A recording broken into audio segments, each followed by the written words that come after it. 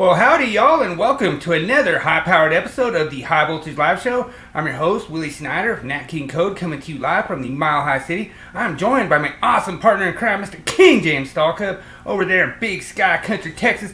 Give him a hook 'em horns from the Mile High City.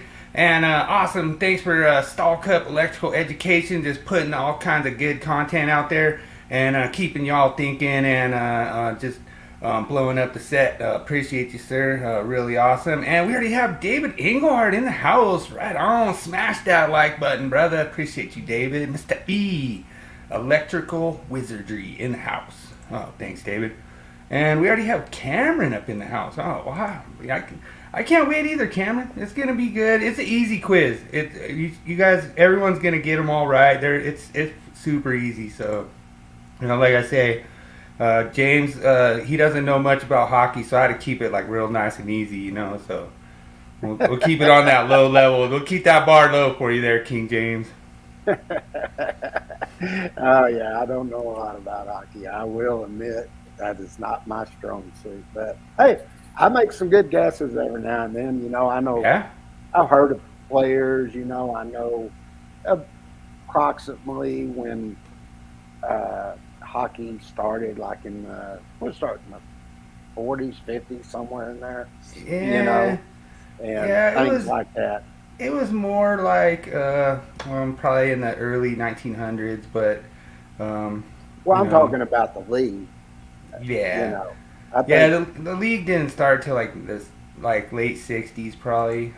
Oh wow, we got Team SOS already in the house. What's up, Team SOS? Didn't they Awesome. take back then? I was trying to think. I think your original hockey teams, your older ones like the Rangers. Oh, you're talking like the original six? Yeah, like the original ones. I sort of know a little bit. I'm sort of like history things like that. So the original six was like the Toronto Maple Leafs, Right. the Montreal Canadiens, the Boston Bruins, the Chicago Blackhawks, the Detroit Red Wings, and Was it Boston? one. I already said Boston. Oh, did you? One other one. But See, I would have thought Detroit and all of them, because I know, the reason Detroit was so popular, because back in, like, I guess the 50s or 40s, somewhere in there, didn't they win like 3 in a row? Or it was the something New like York Rangers. Oh, sorry, all my that? Okay. Rangers. I on some Rangers podcast, they're gonna be eating me up over that one. But yeah, so it was the Rangers was part of the original six. Hey, But can I shift gears for a second? yeah, absolutely. I want to show everybody. I've been getting a lot of direct messages and stuff, and I have completed the presentation for the grounding, Okay. grounding electrical systems for safety, and we also did the lightning protection. But I just wanted to do a quick show to everybody, show them what it looks like, since Okay. we've had so many. Getting a lot of instructors that are calling about it, which Okay. sort of surprised me a little bit. I wasn't exactly expecting that. So I was like, wow, that many's already calling. So I'll show you what we got here real quick. This will be the new presentation, and this goes right to the front page. And this will be the intro slide that comes with it, and then you can go to the second one, you can go to the left and click whatever you want. But this will take you to I've broken this down, and it was sort of funny because I got an email from Builder's Bookstore from Amber, and she was wanting to know if the 2023 was laid out where you could go to topics and chapters and stuff, and it wasn't done that way. Well, the new ones, I said, well, the new ones that we have, I've started doing that. Mm-hmm. So what I did in here is I broke this down by topics.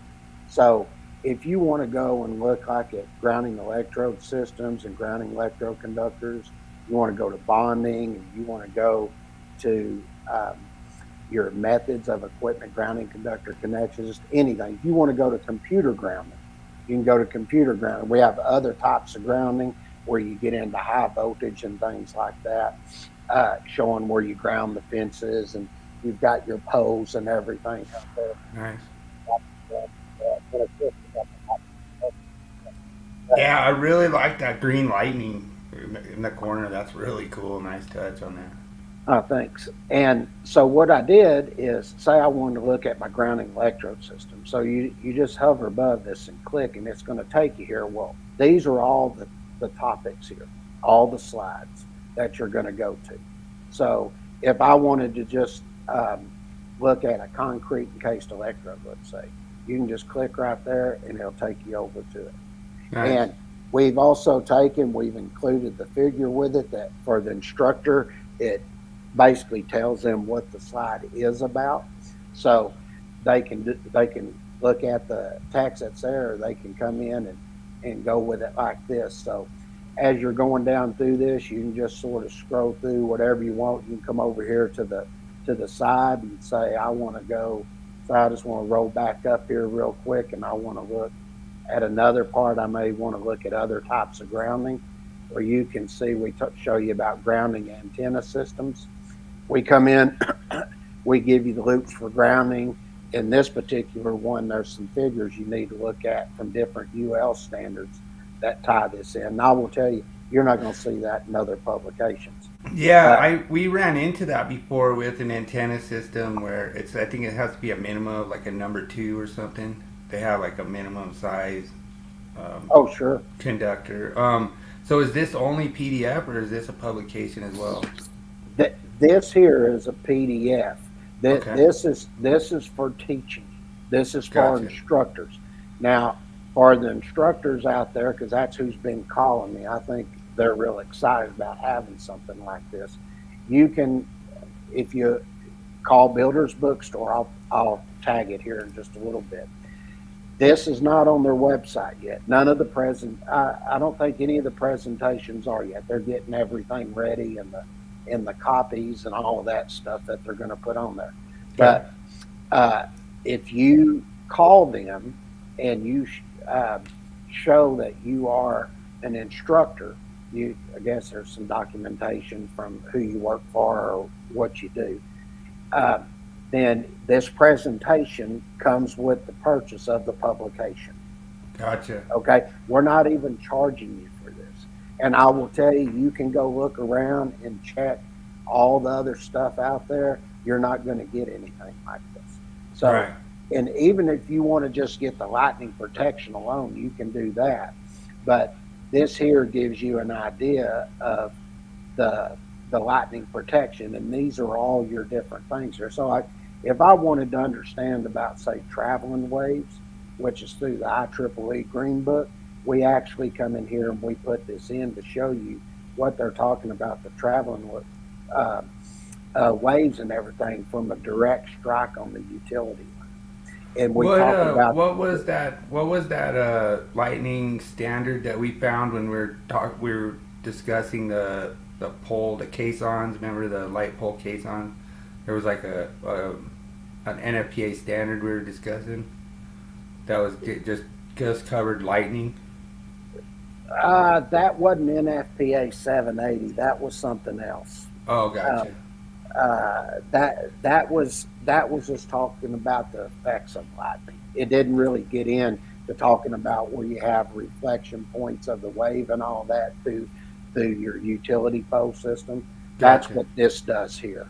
Okay. Yeah, because I So- remember they were basically calling it like a metal structure, Sure. like is what they're referring to it as. Yeah, and that was something I pulled out to show people the different things that you have. So this is all laid out for everybody. I will just tell you, you can go look at what's out there, and I'll guarantee you're not going to see this. And we put a lot of time and effort into developing how the programs are going to be set up to where you can use them. Now, one of the great things is, like I was showing last week in the generator transform motor book, they're setting that up, and when you go over, and I'll post the site here in a minute, but when you go over there, they're going to have the Stallcup generator series, transformer series, and motor series. And All of those will have individual publications you can get. Plus, you can get it for just the, if you're an instructor, get the one publication you want.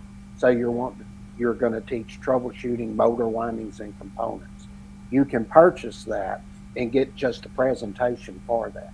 So you can customize your courses. Basically, is what we're allowing you to do. So you don't have to purchase everything, the big book. You can be going through a year and say, I'm teaching this portion of motor, say I'm teaching starting methods, and then you're going to get, or maybe you start off with types of motors, and then you go through something else for another 2 or 3 months, and then the next thing you want to do is get into the starting methods of motors. You can customize and have just what you need for that particular point. So all of that is coming really quick. And then we're going to have the prep series. I just started it, and I hope to have it done in a month. And on the prep series, one of the things you're going to be able to do is we're going to have, I'm going to give you options instead of combining it all. You're going to be able to take and get the journeyman calculations. There will just be a calculation series. That's all you want to study. You can get that. Then there will be the question series. Basically, it'll have 700 questions. You can answer, just get the book just on questions, and just have that instead of having to purchase so much. So you may be strong on calculations and just want to study the questions. Maybe you're strong on questions but no calculations. Well, you can do the calculations. We're going to do that for the journeyman and masters. So you'll have 4 different options there to purchase. So let me ask you something. So how did you come up with this such a great package for instructors? Did it have to do with something about you being an instructor for NFPA? It didn't really have anything to do with NFPA. What it had to deal with was other instructors asking. They say every time they purchase something, they have to purchase everything, the big portion of it. And they said, can y'all break it down where we can pick what we just need for which part that we're teaching at that point? And I said, well, if you want it, we can do it. It's going to take us some time to do it. And that's what we've been doing this whole time, is breaking everything down and getting everything in format. So you're going to have, by the time I finish the design in the 70E, 70B, you're going to have over 100 different options that you can purchase. And the publisher thinks that what we're doing and everything, that it's going to become the go-to publications for instructors. And we're already getting a lot of calls from junior colleges and not other low-tech schools that are not, NJTC or IAC. They sort of think they hung the moon on everything. So, but we are getting calls from IAC instructors already from different parts, different chapters. So we look to have all this done, and then eventually all of this will be transforming over into the online, and you can actually get the online too if you want it. So you're gonna, when the online comes on, everything, you're gonna have over 200 different options to do whatever you want. So it's going to be a full blown out thing that we're doing. I think everybody's really going to enjoy it. So. Well, I noticed that you had a lot of Texas IEC chapters that were looking at you over on LinkedIn. I was really surprised. I know there's one that was pretty close to you. I think LinkedIn has been going nuts since I posted, and I've been posting to some of the groups over there, and I'm getting all kinds of messages. And you know what amazed me now? I'm getting all these messages, I guess, because everything's starting to boom, is I'm getting messages from YouTube experts, publisher experts, trying, like, they're going to offer their expertise now after I've done everything. I'm like, I don't think so, brother. So that's been something that's been interesting too. So well, everyone knows if you're a YouTube expert, Willie's a little bit more famous than old King James. I think we got that under control now. I know. But it's all good. No, I really appreciate you doing this for the electrical industry, James, means a lot. And like I say, a lot of apprentices I learned from you. Like I say, I was blown away. James used to do a post a week. I'm trying to get him to do it again. But he used to do like some really complicated little posts. And then we have the NEC Deathmatch coming soon. Probably be like fall, we're probably thinking. Yeah, it'll be fall.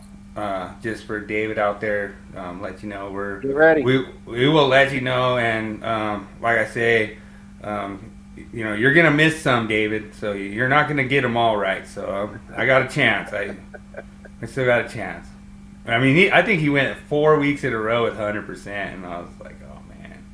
So I have to like step it up. But yeah.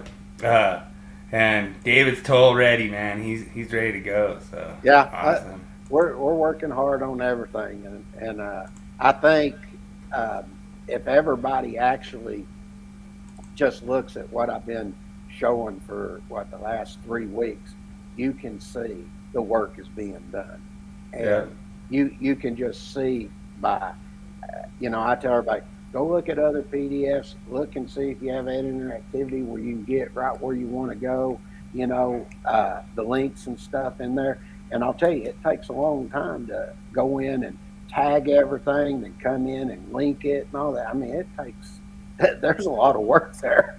And, it's one thing to develop the book, then it's a whole nother thing that you got to develop it. When you take and you've got to. Oh, wow, somebody randomly saw our channel. Oh, that's awesome, man. Sweet. Awesome. Well, Come welcome on in. Check it out, baby. Yeah, it's a lot of fun. We're just getting ready for the meme of the week, so I'm not doing the meme first. I've got a video I did here, and wasn't my team, but I did a video here, so I'm gonna pop this up real quick. All right.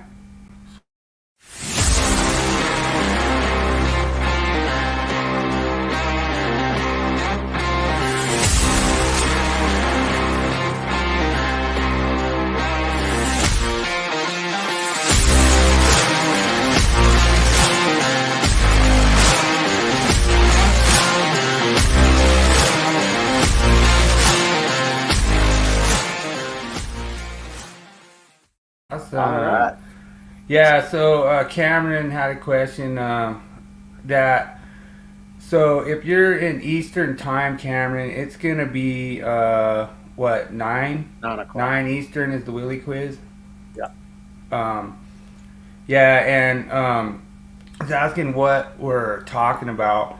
And so James is actually a code author, electrical theory, and electrical code, and basically electrical standards. And so he's just putting his publications out there and stuff, and getting them ready for instructors to teach electrical theory and electrical code and how they all tie together. So sure. David Englehart down there, there's one of the Panthers fans down there. So I got it on there for you, brother. Yeah, so we had to throw it up there. But yeah, we got publications for everybody that does electrical work, engineering. I mean, even the engineers coming out have to design all their systems and everything by the NEC.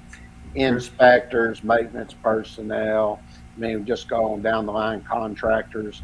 And then we also do the electrical safety based on 70E and OSHA. And then we also have a publication, 70B, that, and as a matter of fact, I think we're the only ones that even have one that deal with maintenance of electrical equipment based on 70B and manufacturer's instructions. So. True. And Cameron, I really wish the Rangers luck. I wanted them to break the president's curse this year. I wanted to see them do it. They almost did it, man. They looked good. So close. Yeah, good luck. All right, you ready for your meme, brother? Okay. Yeah. Awesome. Well, thanks for joining, sir, and welcome to join in. But yeah, we're doing the meme of the week. It's pretty popular. Well, what did he say there? Is it on what? Oh, he just said that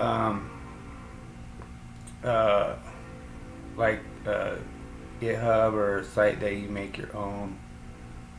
No, you won't see it on there. Ours are done in-house. We don't use some other site to do that. Oh yeah, That is interesting.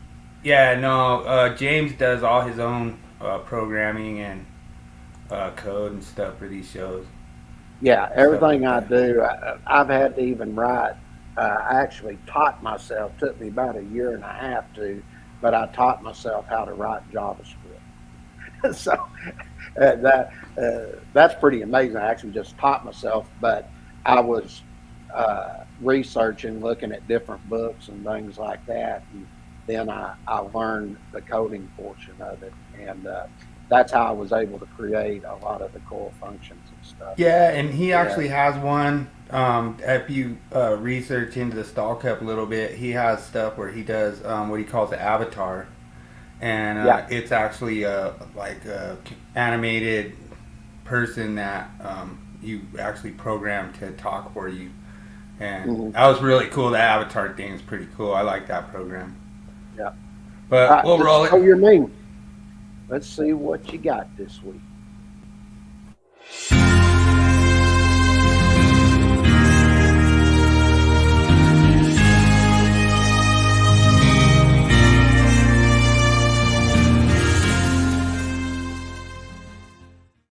Yep, you got to put the old hot tip on there. Get them wires through. I promised my apprentices I was gonna show this, so hang on just a second. Just hang on. I gotta show.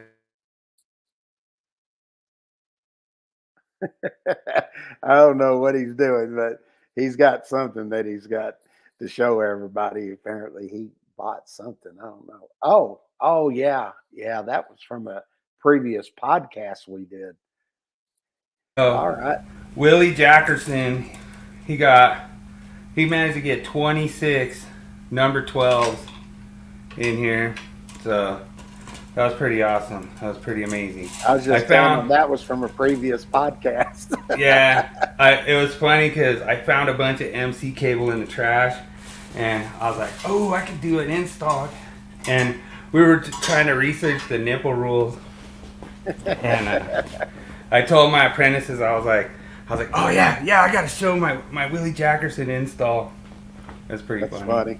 funny. I love And I it. posted it on Wall of Shame, and everyone was ripping on me and stuff. It was pretty funny. Pull it in there, damn it. Yeah, it was fun. But I learned about the 60% that it's basically about as much as you could fit in that size raceway. Yeah. So I guess we're ready for the myth of the week. See what we got this week.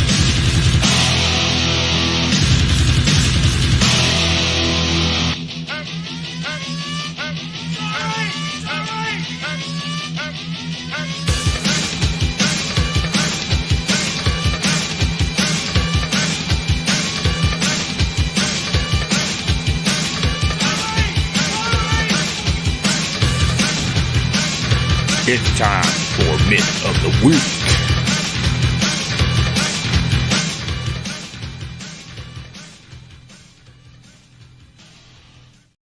Oh yeah, and David actually says he's been there, done that. I agree, David. Oh, yeah. Yeah, we've had to I deal with think that. anybody that's been doing it for a while has. Yeah. All right, myth number 112. Oh, we're getting up there with the myths now.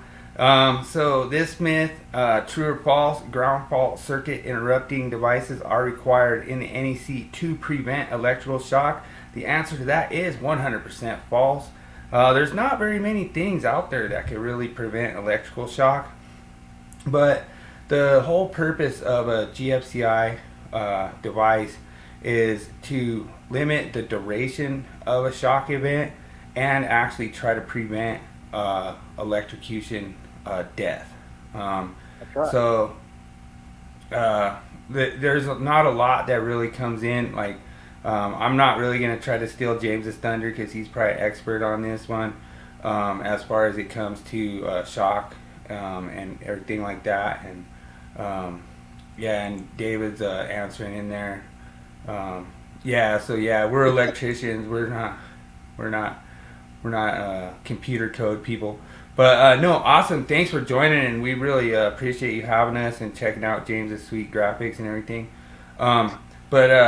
So like I say, this comes down to a lot of times people have this false sense of security when it comes to ground fault circuit interrupters and thinking that they're supposed to just do all this stuff. But when it comes to reality, if you don't have a lot of things right, then these GFCIs aren't really going to function right. I actually had one on my front porch that was just basically like a regular outlet. It was just regular, like the whole inside part fused shut, and so it didn't trip or anything. So good thing I was testing them weekly or monthly, like James does on the Stallcup Ranch, and and I actually replaced it, and I did replace it with a WR device. I did replace it with the weather resistant because that could have been part of the problem, and I didn't have a damp location cover on it, so that was another thing that I had to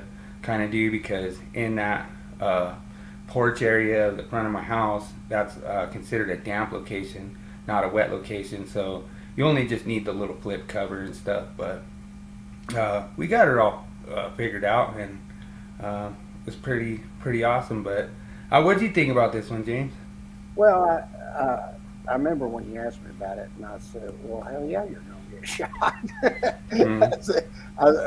Then I wanted to know how people answered, And then I thought about it. I thought, well, let's just sort of take a look at a few things. And when you get into the National Electrical Code, there really isn't much on it. The only thing you're really going to get into is the definition, and it just tells you it's a device intended for the protection of personnel that functions de-energize the circuit or portion thereof when established period of time. 100% correct, David. I did comply with 406.40. Yeah, and when you really want to get into looking at a GFCI device, you're going to look at your UL standard 943, and what it's going to tell you is that the ground fault circuit interrupter is going to trip when that ground fault current is at 6 milliamps or higher. Okay, right. That is to clear it quickly. So you're still going to get shocked, but it's like you said, it's clearing it so you don't get electrocuted. True. Okay. Now, as I thought about that, does all electrocution result in death? Or does some electrocution, can you survive? Is there survivable electrocution? Well, yeah, everything can be survivable. Just a lot of it depends how long you're on it. Because basically people say that if you're electrocuted, you died. If you got shocked, then you survived. So that's kind of interesting to look at, So. Well, let me show you something here, because I pulled some facts out on this, okay? Okay. And I'm going to show you, this is going to be from the 70 document, okay? And I'm going to get over and I'm going to look at the annex here in a little bit, all right? And we're going to show you. I'm going to have to agree with David on that one. If you're electrocuted, you died. That's what I thought. I didn't think you got electrocuted and you lived. I thought you got shocked and you lived. I've actually somebody's been electrocuted and they survived, but they were screwed up really, really bad. Okay. And so that would be the electrocution that caused their injury. Yeah, I would say more than likely you're going to die, but there is a possibility that you could survive it. And but if you do, you're going to be messed up. And what really, when it comes to a shock, what really affects you the most is how long you're on the circuit. True. If you're on that is the defining moment. And more people. I'll show you here in a minute. But we're going to look at the BLM or BLS, the Bureau of Labor Statistics. Okay. And we keep these in the 70 document, and we go through this and go through some explanation of what the shock does. Okay. So let's look at this real quick. Now, in the general requirements of 70E, you're going to look at 110.10. All right. And they got general requirements here.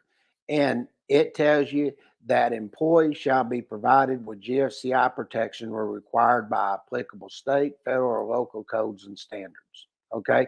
And then there's listed cord sets or devices incorporating listed GFCI protection for personnel identified for portable use shall be permitted. Now, that's going to be interesting because I'm going to show you some stuff here in a little bit on that and how these cord sets work. Okay. Okay. Now, when you get into the maintenance and construction of the GFCI protection, it says it shall be provided when an employee is operating or using cord sets, extension cords, of course, or cord and plug connected tools related to maintenance and construction activity. And then it goes into your different circuits and stuff. And it says where employees operate or use equipment by greater than 125 volt, 15, 20, or 30 amp circuits, they tell you GFCI protection or an assured equipment grounding program shall be implemented. Now, I'm going to tell you, if you want to go and use the assured equipment grounding conductor program, there's a lot of documentation you got to keep up with. True. All right. I would not do that. So a question for you. Mm-hmm. Would you need GFCI protection if you were plugging in a charger for a scissor lift? You indoors? Yep. Nope. I don't think you do. And David has a good one too, you know. He said it seems that people misuse the term electrocuted, and he looks forward to your explanation. And yeah, I could see that, David. I think it goes to basically down to the fact of what King James is saying about you know, the amount of duration that you're held up on that circuit, because that ground fault circuit interrupter would actually limit that length that you're exposed to that shock, and so it would be less severe, and I don't think you would call it electrocution at that point. I'll give you an example. We did a case. It was a utility, and anyway, the guy, it came down. They were pulling cable, and the cable bounced and it went up.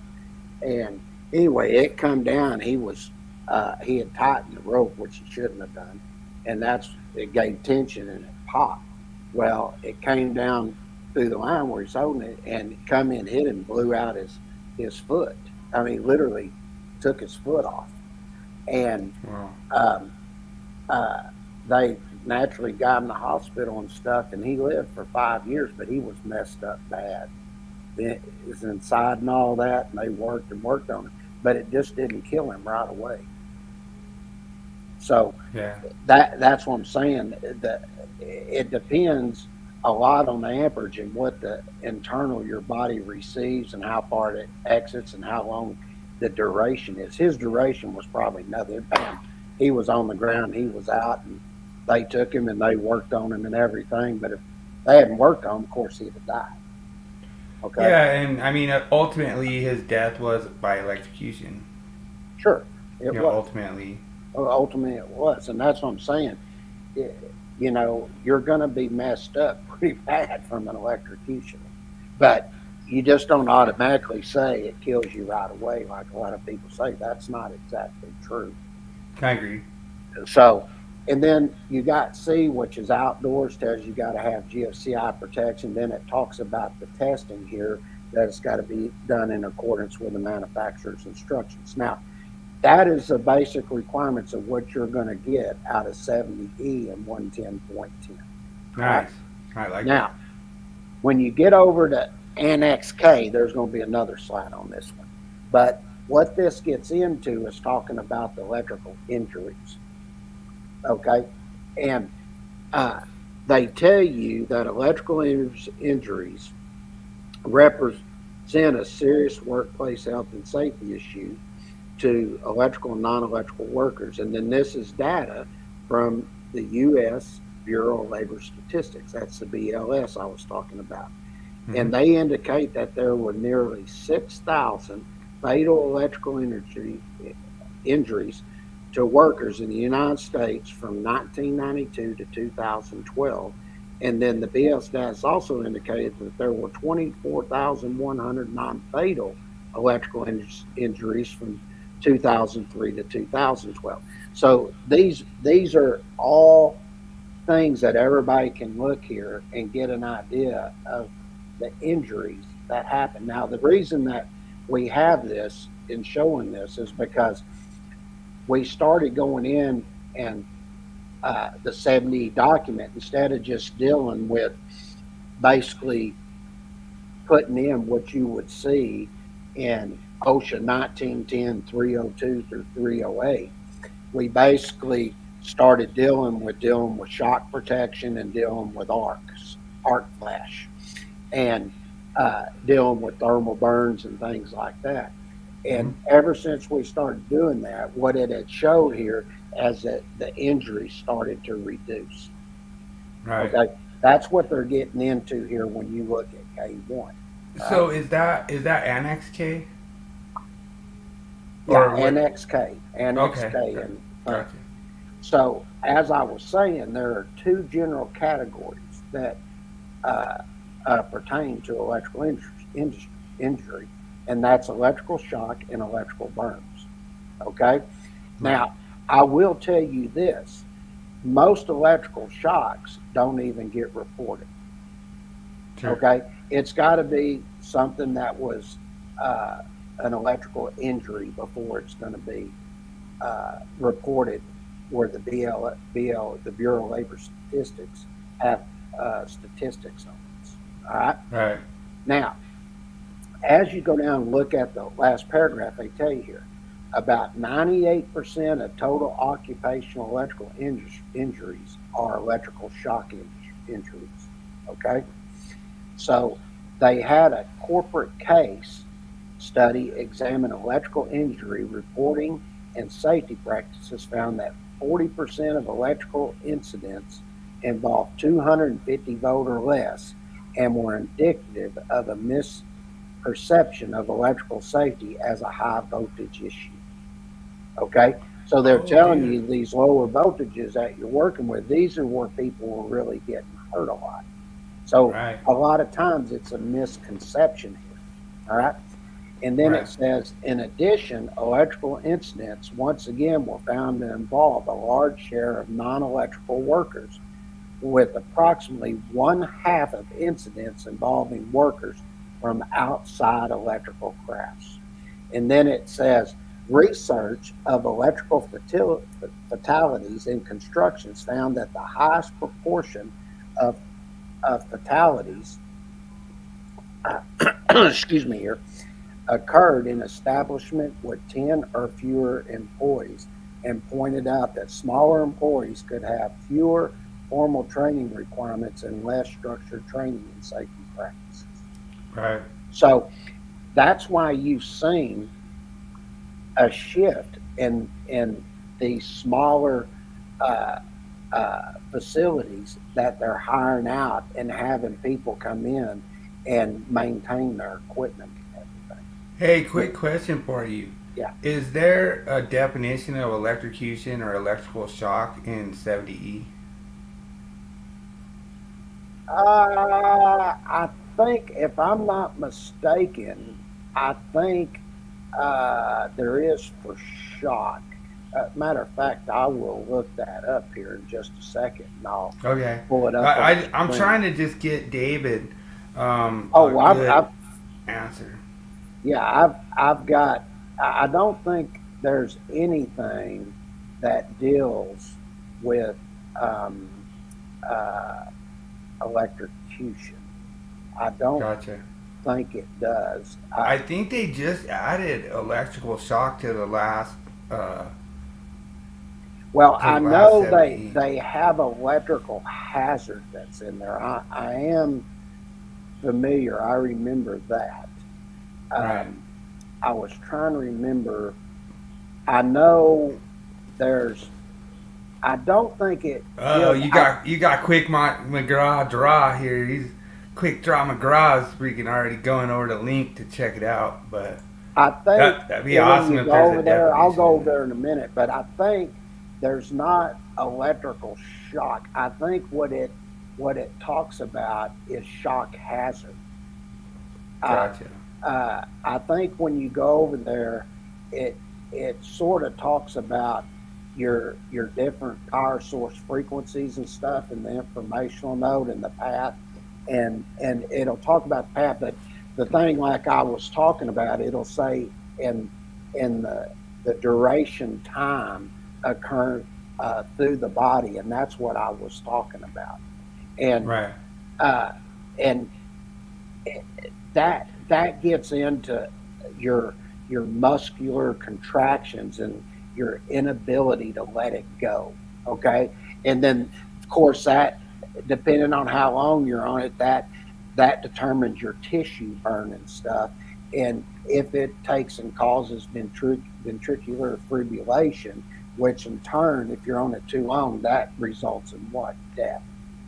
Yeah, Okay. and just to kind of dumb down what James just said, because that's freaking really good explanation, is what happens is you have this electrical current that's on a frequency, and that frequency is it confuses your brain, it confuses your body, and basically it makes you have abnormal heartbeats, and basically it causes heart attack. But Sure. that's a really good explanation, James. Yeah, and I think it's a definition of shock hazard. I don't think there's anything in there that says electric shock or anything like that. If God, I'm going off memory here, but I think Yeah. it's under the definition of shock hazard. David's about to look; he can let me know. Yeah. I'm 100% correct.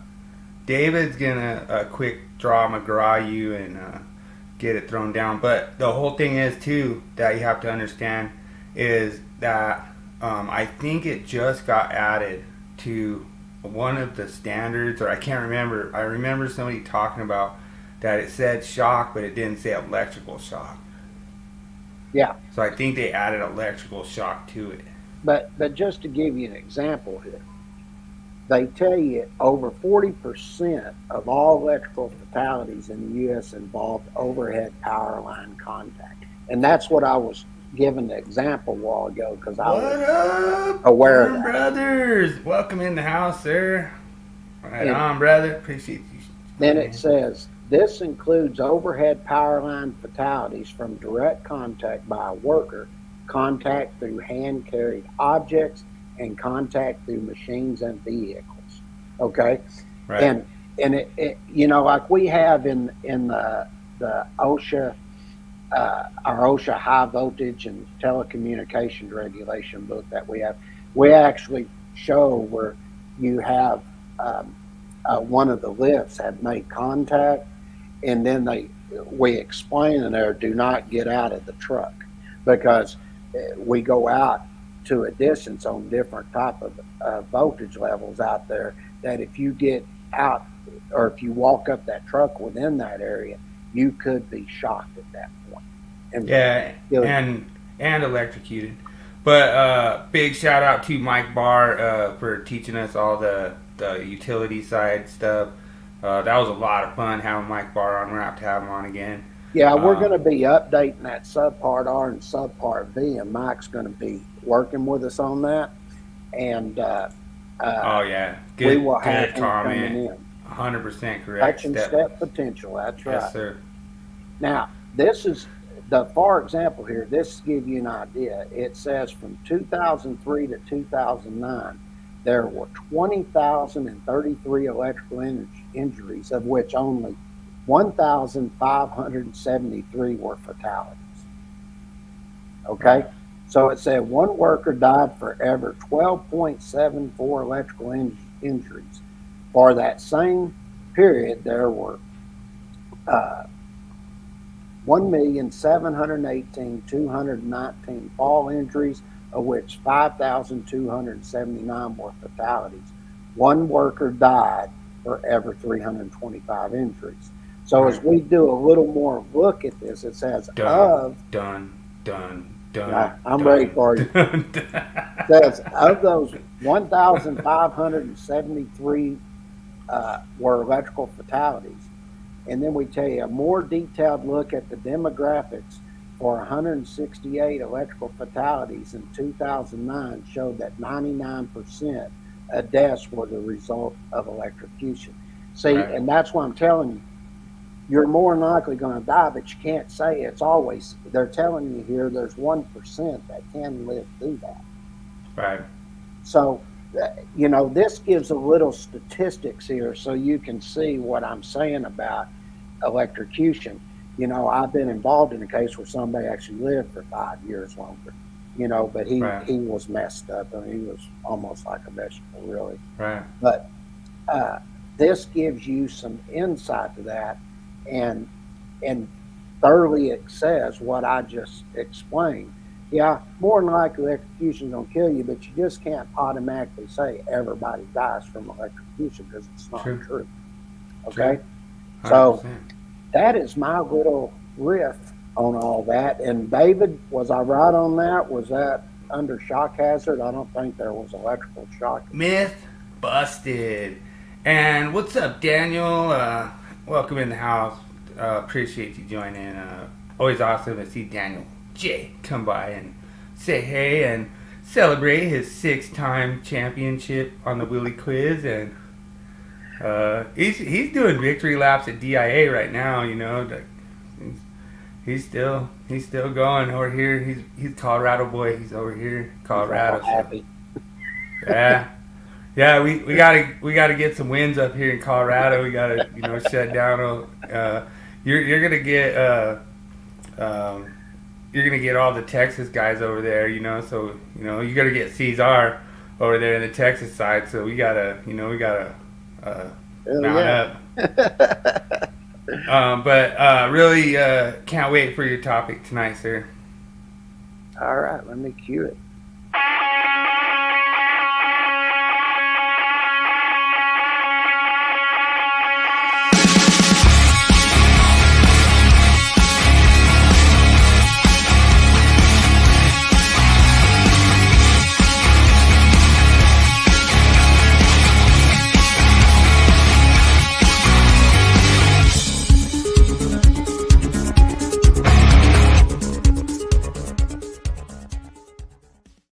Oh, looks like David couldn't find anything. To no avail other than electrical shock. That's what I thought. I thought it was shock hazard. Yeah, I didn't think there was anything in there. I thought it just dealt with shock hazard, and and the reason I think that is because when you go in and look at Article 130, we go in and you start setting up when you got to determine what the shock hazard is, and then you do what the arc flash hazard is. So that's why we have definitions, and that's the way we design the committee working on the document, is to say you got a shock hazard here, so we had a definition for that because we use that term all throughout when we're determining what that shock hazard is. And then that's where you go into your 7E and everything. Yeah, you can come on up, Cameron, and hang out. James still has one segment to do, but yeah, you can hang out. We'll start the quiz right after he's done. All right. Well, that makes me feel good. I was right on what I thought there. That just goes to show you. I hadn't looked at the document probably in a year and a half. Really went through it. To remember everything because I'm doing the NEC stuff right now and some OSHA things that doesn't do. I think they did have a public input or something to add electrical shock instead of just shock. It doesn't make sense to just say shock when it's not electrical shock. Yeah, there's a reason it was done that way. Now they might put something for electrical shock, but I know it's not in the 2021. I didn't think it was. I knew damn good well it wasn't electrocution. I thought the only thing that dealt with shock that I was aware of was shock hazard. So, right. David can comment on, I think, in the informational note where it gets into the time that you're on it and the ventricular fibrillation and all that stuff. And then saying ultimately, based on these items, that could cause death. So, all right. So, with that done, they had electrical shock. Yeah. Oh, that's good information, Warren Brothers. Appreciate that. All right. So when you get in here this week, we're going to finish up the rest of chapter 3. Thing that I'm finding interesting, there there hasn't been any really major change. The only real major changes is some of the new articles they've added, and most of the articles that they've added that are new deal with everything over 1,000 volts, and like taking from Article 250 and adding Article 270, and then if I'm doing with outside branch circuits and feeders, we got all that now, 265 to 268. Those are some of the major things. I mean, there are a couple of things here and there, but I'm not seeing as much changes as I normally see that we've done in the cycle. Now, that could change when we get to the second revision, but for now, I'm not seeing a ton. All right. Now, this one here is a new one. This is going to deal with 314.2, and what this is going to get into is listing the items here in A through H that shall be listed. All right. And as you go in and you look at this, they talk about extenders, your drain fittings. They tell you here if the drain fitting is larger than a 1/4 inch, it has to be listed. Then they get in the 4 boxes, the general requirements that has to be listed. Then you got show windows. They tell you here the receptacle and covers have to be listed as an assembly. So normally supposed there. Yeah, and that's some really good comments. We're going to try to get some more discussion going on this more, Worm Brothers, but that's a good point. You got to protect the painters. I know one time we had some fire sprinkler guys. They're getting ready to go swing some pipe up in the ceiling, and they had one of those swing hoists, and they just got live 480 buses that just go across, and that swing hoist goes across, and they're sitting there ready to rest their pipe on them. And I was just like, dude, that's live right there, right? And he's like, what? I was like, yeah, dude, that's freaking live, dude. You can't, I was like, that's live 480. And then they're like, well, we can't do this without that being live. So I went and I got it all shut off for them, But they weren't, qualified persons to, work around that. So, we even take and do in the 70 document where we talk about that, where you're dealing with all the other different things you could have. You could have mechanical in there, pressurized systems. I mean, there's all kinds of things that could be connected to the dealing with electrical to that system. And when you go and do lockout, tag out, we tell you to look at which one has the most magnitude, and from there is where you start your lockout. So whichever one has the most magnitude, you lock and tag out first and work your way down, and then when you bring it back on, then you go from least to the most magnitude. So, no, but I really think, James, that this discussion has really been a good benefit. A lot of people are jumping in. I like it. I think it's good. It's good. There's no shame in people like asking questions and getting out there and going, hey, maybe I'm not qualified on HVAC. Maybe I'm not qualified on, electric cranes and hoists and stuff like that, Sure. You got to know what you're doing, and you never want to take a chance of getting killed. That's the way I look at it. True. It's like I say, when I was coming through the trade, you were sort of considered a wuss if you didn't work on it energized. Mm-hmm. That's just a fact, know.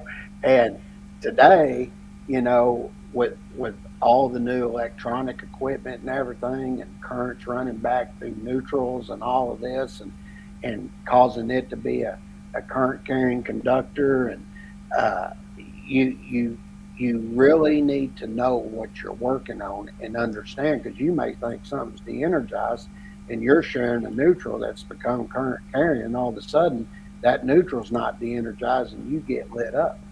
So you have to learn these things. But yeah, I agree, Worm Brothers. Now here's a good one. D. I think they got the language wrong here, but it says outlet boxes for ceiling suspended paddle fans. Okay, well, I thought the ceiling suspended paddle fan was the utilization equipment. Apparently not. It's the box that's the outlet, and they're telling you that the outlet box that's being used there has to be listed for the support, and that's going to tie into 314.27, which is what I've been saying. When you get into this, it literally says the box up there is the outlet. And then they talk about reduced dimension boxes and conduit bodies. They tell you they have to be listed and marked with allowable fill. Then they get in. I'm not going to go through all these, but you've got a list here now that they're talking about that have to be listed. And then this is just the substantiation that was in the purview of the 2023 NEC Style Manual, Section 2.21, putting it as a listing requirement here. And then they tell you that co-making panel 8 firmly believes the term listed is clearly understood and needs to remain in the applicable section in context with its use. Only general listing requirements of a product should be in this section. True. Okay, so they're not saying every box has to be listed. This is what they're telling you. These are certain boxes that have to be listed. All right. Now here's another one. You'll like this next one. Okay. This is where we get into reconditioned equipment, and it says reconditioned outlet device puller, junction boxes, conduit fittings, and handhole enclosures shall not be permitted. Okay, so Oh, looks like Daniel freaking blew a hole in his lineman's. Oh man. Oh, dude. Man, I hate when people tie stuff in. You're working on it. That's not even cool, brother. Not even cool. That's why I always check it to make sure, even after I de-energize it, it is. But here's a good one. You can't recondition an outlet. Okay? And this is one of the things I've been arguing over this outlet discussion. And, it ties back into what I was saying. If you look at 314.16, the number of conductors in an outlet, a device, or junction box, it says the same thing. And even when I get into mounting, it talks about it, an outlet box. Okay, right. So I find all that very interesting that Article 314, it's, in my opinion, it specifically states that the outlet is a box. It's not a point. Oh, okay? Welcome in, Cameron. Cameron showed up. Awesome. What's good? For joining. James is almost done. He's just got a few more. We're just doing a code change for 2026. And then you have another change here in 320.23 in accessible attics. And what they did, they made it into a list format. The real change took place in A1, accessible by permanent means. Okay, and then they gave the heading not accessible by permanent means. Right. And it's the last portion of the sentence where it gets into, and it says where the space is accessible by permanent installed stairs or ladders. Okay, so what this is going to do, Rhino's up in the house. What's up, Rising Rhino? Awesome. What's going on, everybody? Sweet. We're almost there, brother. We're getting there. We're almost done. And what it tells you is that the cables are going to be required to be protected by guard strips if it's within 7 foot of the floor or horizontal surface of the entire attic or roof space. Yeah, I agree with that too. And David has a good comment here. Speaking of 314 with the fire stopping on those boxes, they actually give you listing requirements. I've seen this before, David, where you could put the putty pack on the outside or the inside, but they don't give you an outlet fill requirement for that. So that is interesting, David. That is an interesting comment. We'll have to check out that. I would look at the manufacturer's instructions on that. Oh, I would go with that. Dude, look who it is! Oh, hello. Adam's in the house. Awesome. Hello, Adam. Good talk. Rising Rhino, Cameron, King James, and Yeah. Mr. Batista. Dude, I'm telling you, this quiz is easy, you guys. It's slam dunk. Total easy quiz. So everyone's going to get the right answer. We're just having fun hanging out. And James is almost done with his presentation for the topic this week. Just give me a little bit more and I'll be done. Yep. All right. Now, in 342.3, what they're telling you is that your intermediate metal conduit, it cannot be reconditioned. Now, you're going to go through, I didn't do every one of these, but you're going to see rigid metal conduit, liquid type, PVC, you're going to see EMT. You're going to see this requirement pretty much all the way through, all these different wiring methods, okay? Then they came in and they did, you're going to see a new section that's going to take place, and you're going to see this in a few different ones. You'll see it in rigid metal conduit. There was another one, I forgot which one, but this is where they get into paired lock nuts, okay? Okay. And what they're doing is they're basically telling you how to use these paired lock nuts to maintain electrical and mechanical continuity. And they're telling you that they'll be used for enclosure openings that is not a threaded hub, and that these lock nuts shall be installed with a minimum of one lock nut on each side of the penetrated enclosure wall.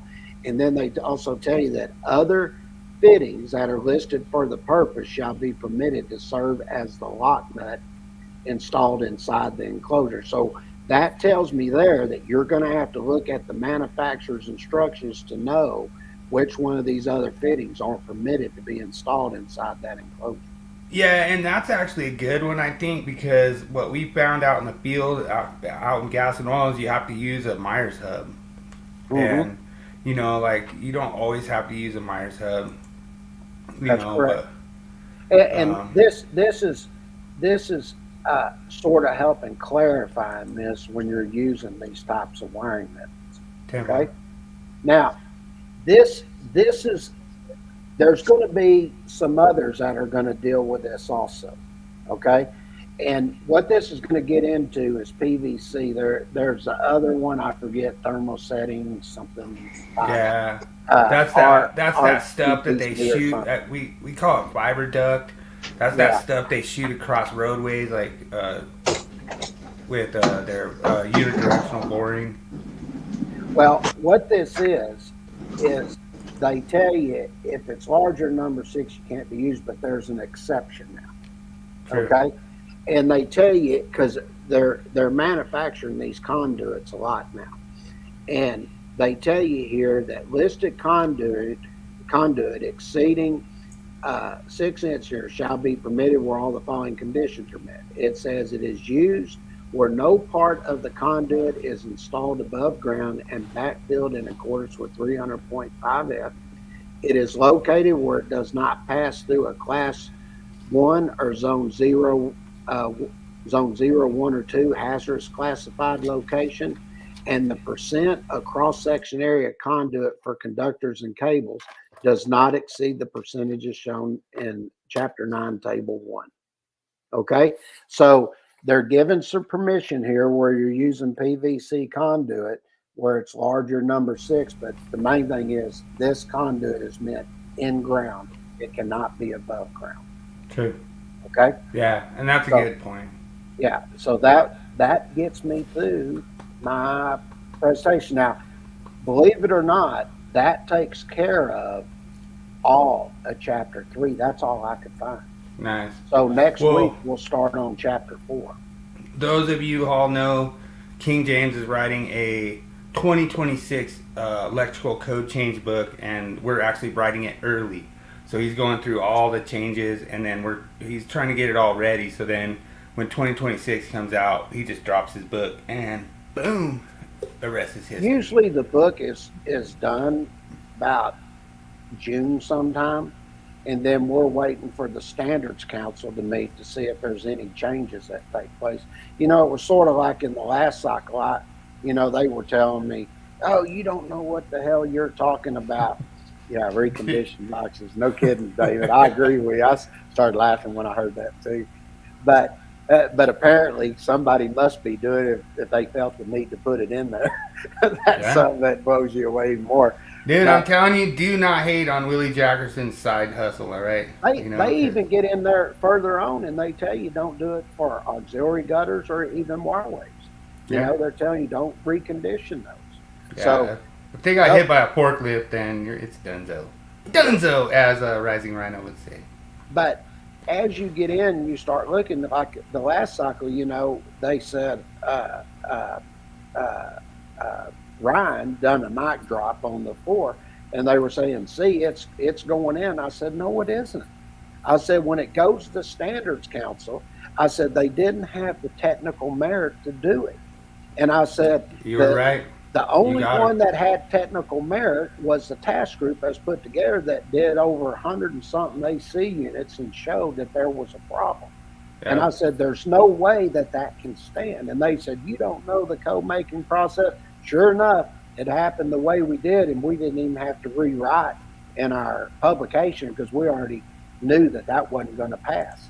Oh, and then, dude, we even got KB up in here. What's up? Yeah, sorry about this. We kind of went a little long on the topic. Dude, this is so awesome. Thanks so much, King James, for putting this all together. And like I say, this is the easiest Willie quiz I've done in a long time. Everyone should get right answers. Like I say, especially people from Canada, you know, people from New York, whatever.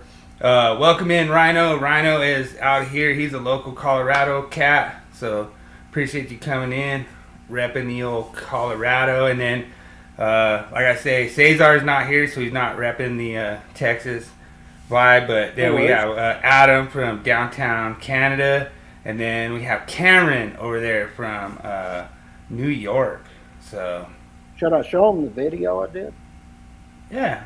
Let's go for it. Do that before we do the quiz.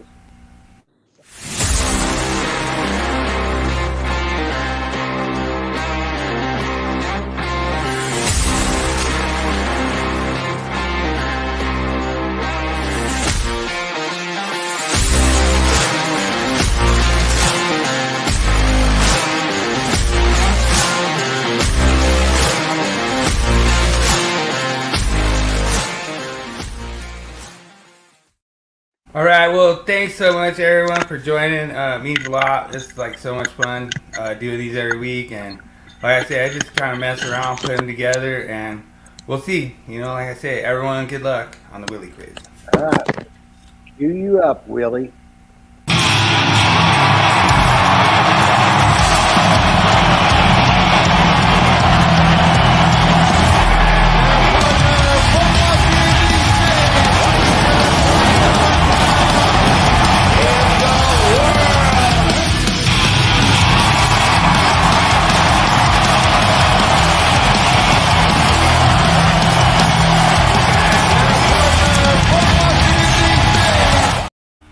That's awesome. Thanks so much for making that, Adam. That was pretty fun. I'm going to call bullshit on that. Take your shirt off. I don't believe you work out that much. Dude, it hasn't been ab day in a little bit of a little while, but, you know. So here we go. The funnest quiz in social media here. The Willie Quiz. Which team won the most recent game in the Stanley Cup Finals before Monday? Was it A, Boston Bruins? Was it B, St. Louis Blues? Was it C, Washington Capitals? Or was it D, Tampa Bay Lightning? Good luck, everyone.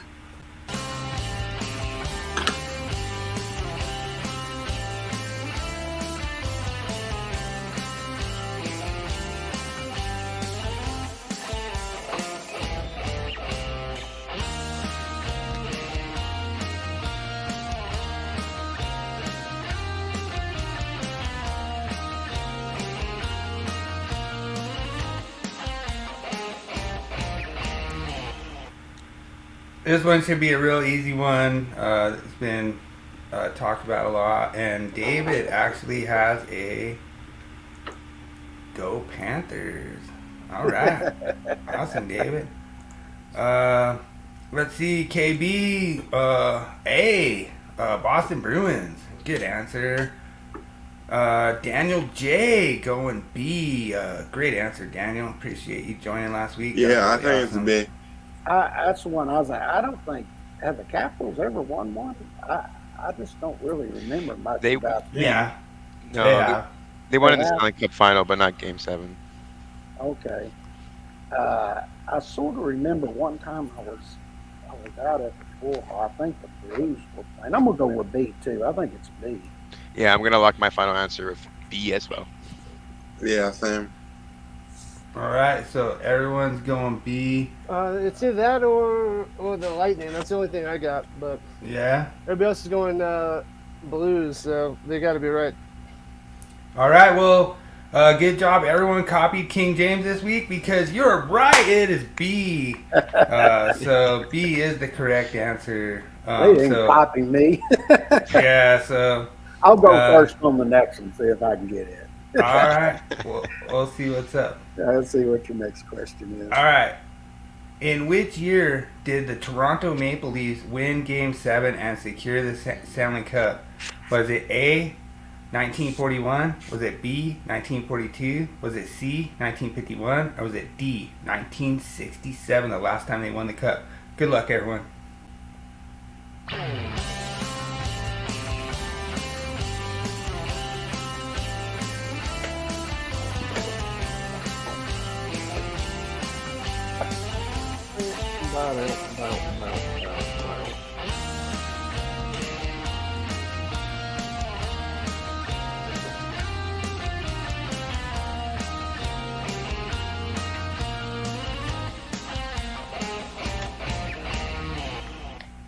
All right, so I told everyone All this right. is an easy one.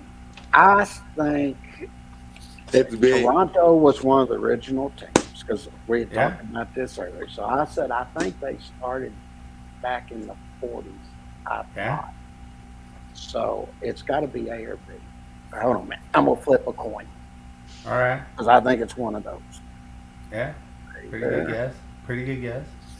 I'm going to Yeah. say it's B because I think Yeah. Adam said it was like 82 years ago. Mm. I'm going That's B the only because reason I I know landed is on Adam. tails. So B's my answer because I landed on tails.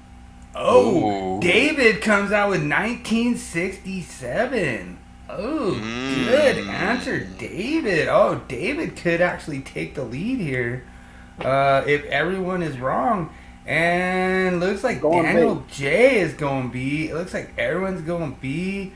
KB's going B. All right, well, let's see if David Englehart is right. And no, David Englehart is wrong. His answer is B, 1942. Yeah, got it. So, yeah, you got that lucky coin, man. Do you hide that in your belt buckle there? That's twice that I've done that on this show. I flipped and got it right. I know. That's all good. I Well, love it. It's that's fun. just a little King James luck there. All right, so who scored the overtime goal for the New York Rangers in Game 7 of the 1994 Stanley Cup Finals? Was it A, Mark Messier? Was it B, Brian Leach? Was it C, Stepan Mattel? Was it D, Adam Graves? Or E, none of the above? Good luck, everyone.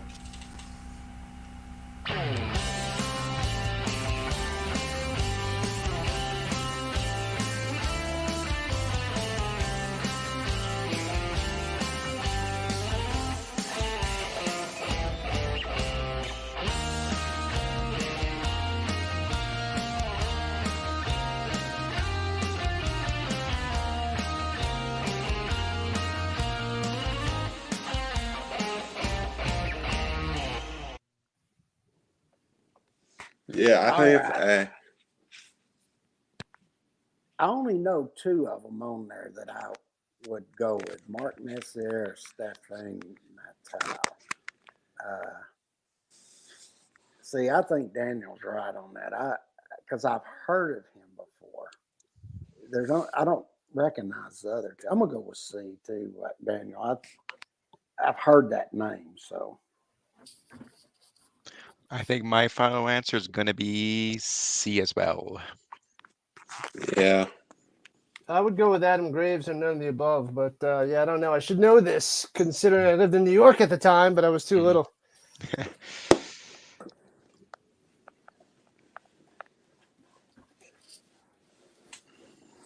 D. Adam Graves. Damn, I'm starting to feel bad about my answer now.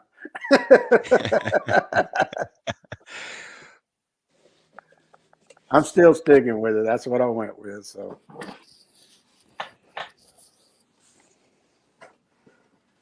I'm gonna be on the Daniel train here. So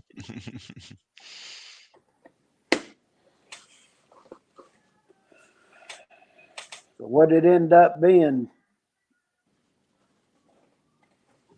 Did we lose Snyder? He fell asleep. No, sorry.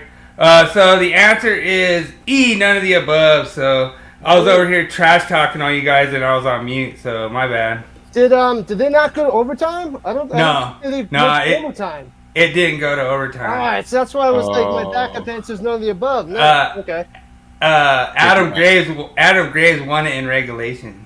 Nice. Okay, so that did come back to me a little bit. All right. With an assist for Brian Leach and Mark Messier. So, oh, really? Yeah. Mark Messier actually had, I think, 4 points that game, 4 points that game.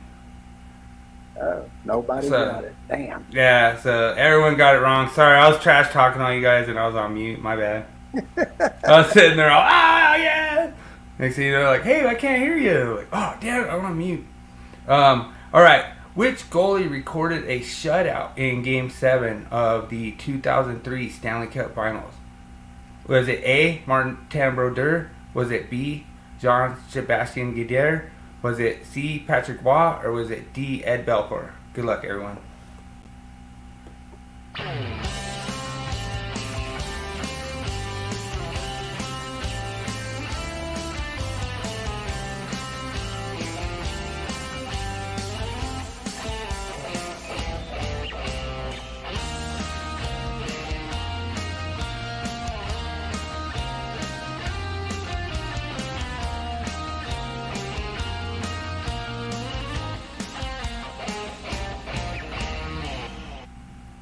Yeah, this one should be pretty easy for everyone.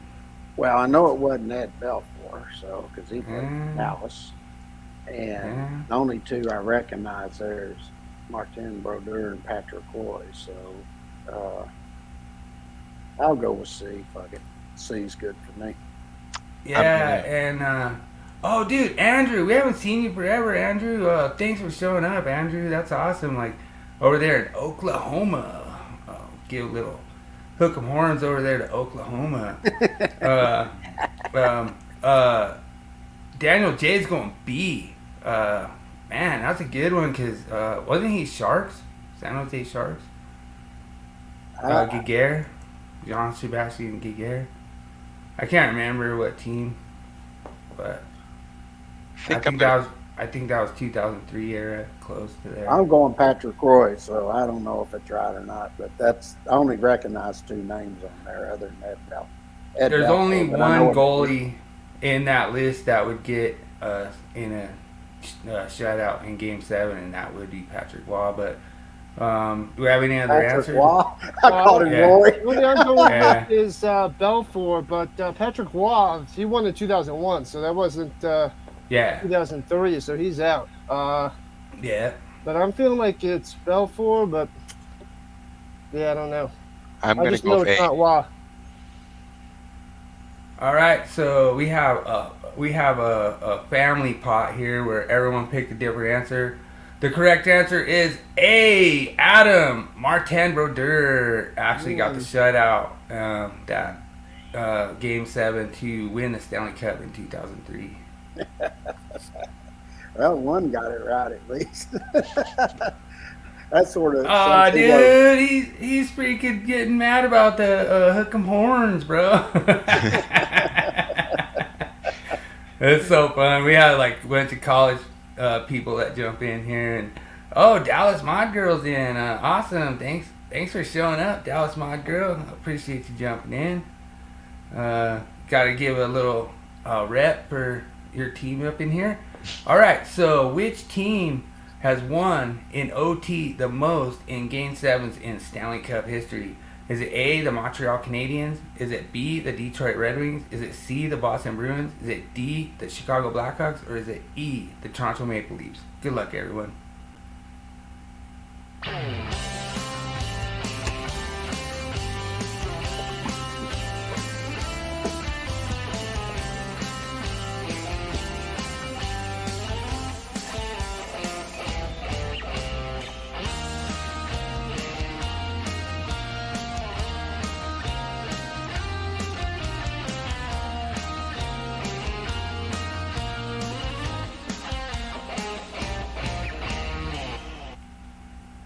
Oh, and we have some early answers of CKB says C. Good answer. We got Daniel J comes out with C. Oh, Daniel's he already Googled it.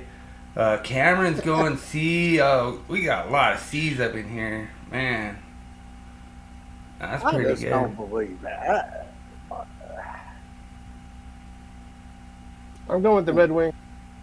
I was going to say Red Wings, too. I think they probably, of course, talking about if they've been in games. I'm going to go B. I think it's B. It's the only team I know that's won a whole bunch.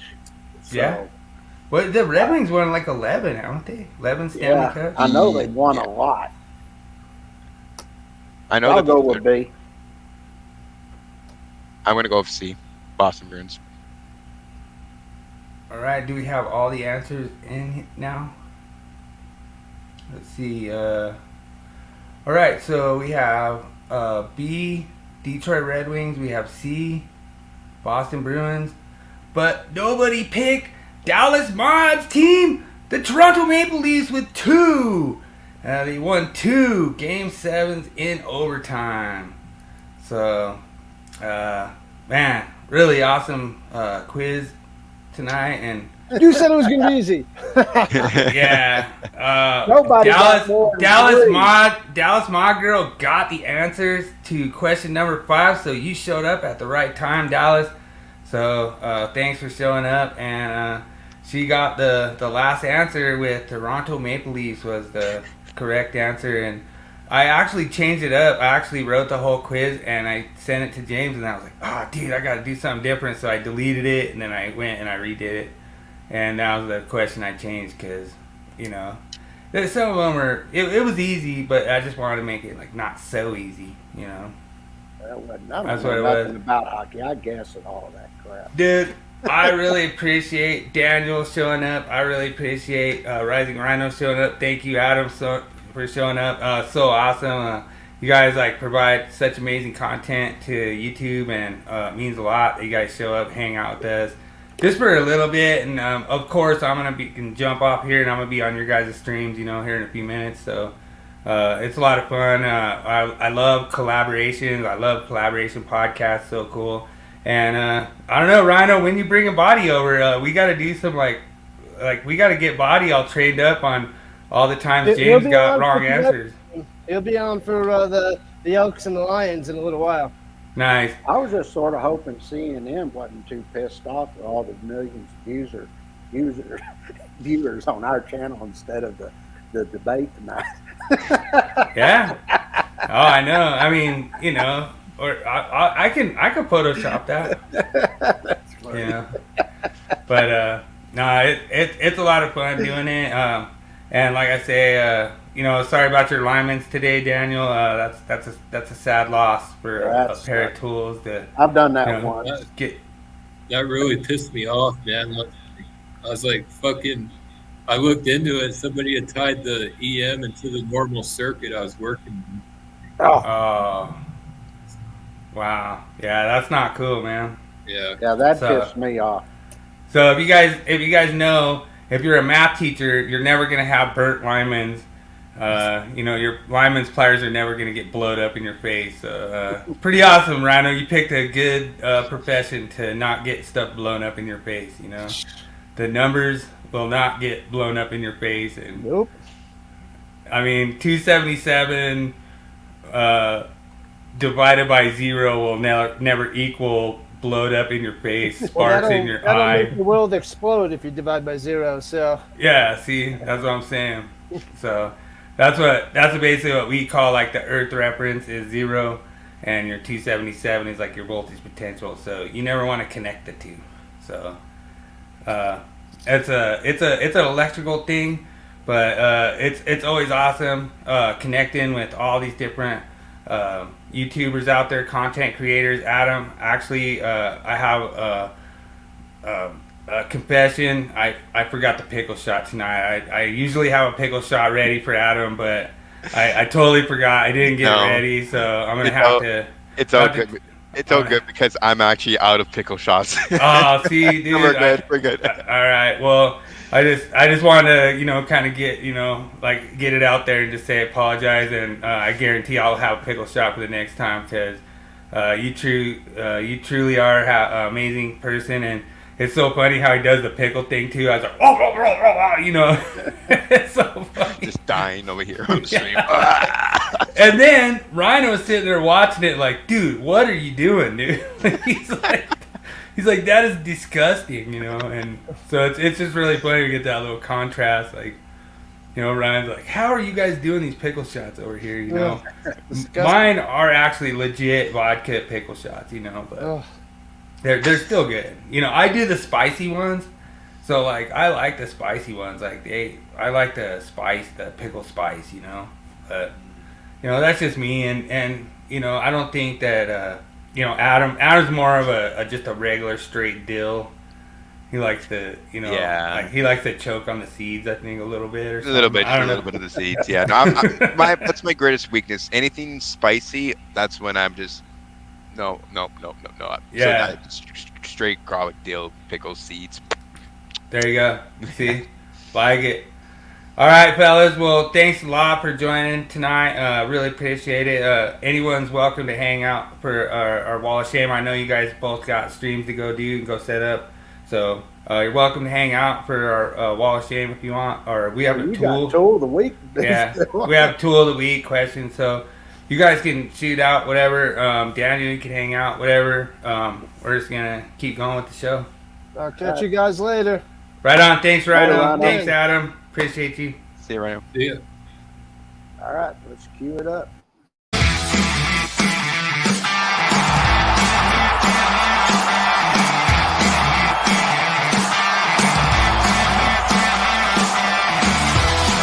It's time for Tool Review of the Week. Sponsored by Electricians Only Tool Review and Nipex Tradesman.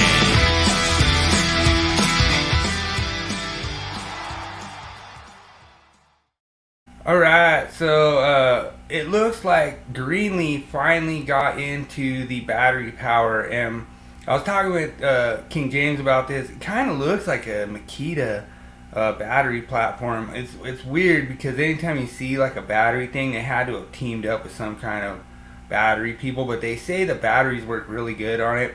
It kind of has a little weird angle thing on it, which it looks like it could get into some tight spaces and stuff. So I almost kind of really like this design. It looks a little flimsy, like Daniel knows firsthand that if anybody could break knockout stuff, it's going to be gas and oil people. So I kind of wonder about that a little bit, but it still looks like kind of a cool tool. I'd really like to try it out and see how it works. I don't think I've ever worked for a company that owned a Greenlee battery powered tool yet, but at the same time, it's like I saw it, it's a new tool. I think it said it goes all the way up to 6-inch, so I don't know if you think that that's a good idea there, Daniel, have that thing go all the way to 6-inch, but I don't know, that's pretty large. I don't think I've ever even worked with 6-inch pipe in my career so far, so that's true. Yeah, it's a little off the chain, but like I say, this Greenlee product is probably one of the better ones that I've seen for the battery power. I would just have to have more research done on what kind of battery platform they're using. The Makita is hands down the best battery platform you can get. I don't think there is a better battery platform than Makita.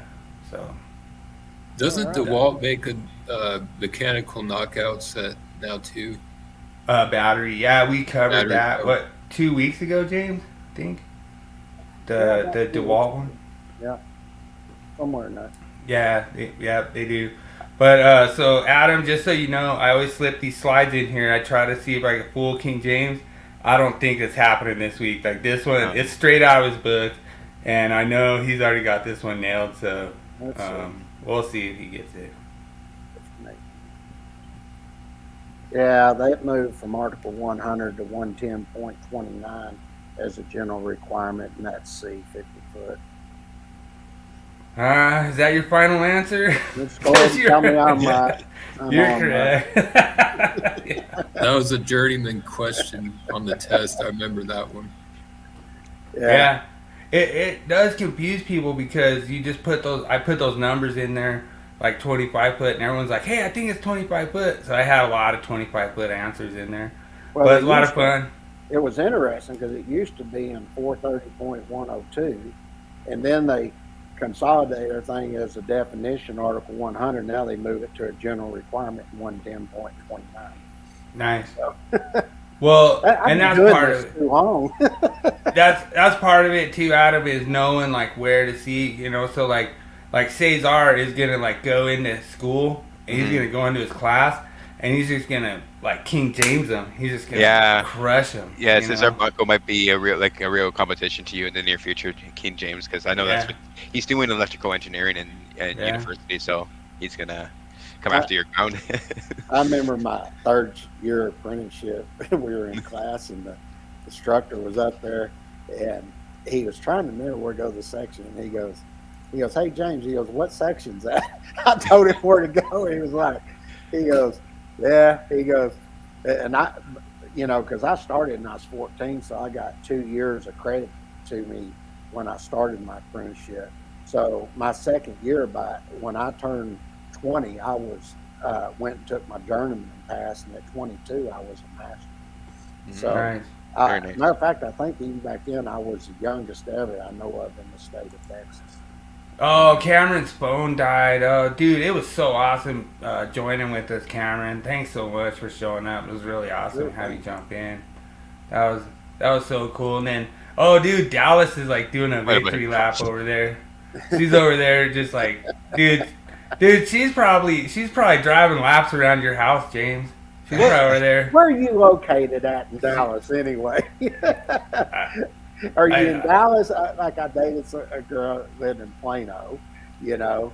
And I thought sometimes they say Dallas. She may be in Frisco. I mean, she could be. I thought she was in Texas, but I thought she was a Leafs fan that was living in Texas. But I don't know. She might be in Canada too. I don't know. Like a lot of these people like jump around a lot. But I guess let's just go ahead and roll the Wall of Shame. Oh, last thing we got. Shame. Shame. Shame. Shame. Shame. Shame. Shame. Shame.